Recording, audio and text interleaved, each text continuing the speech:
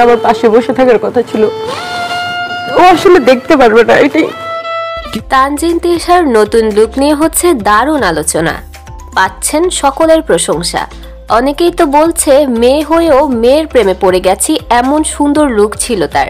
তানজিন তিশার হঠাৎ এই চার্মিং লুক দেখে অনেকেই বলছেন কেন তিনি ছবিতে কাজ করছেন না।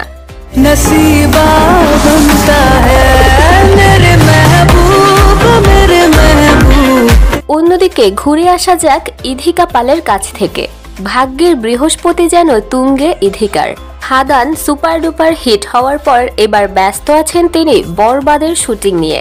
খুব শীঘ্রই দেখা যাবে বরবাদ মুভির নানান চমক, যেখানে দেখা যাবে ইধিকা পালকেও।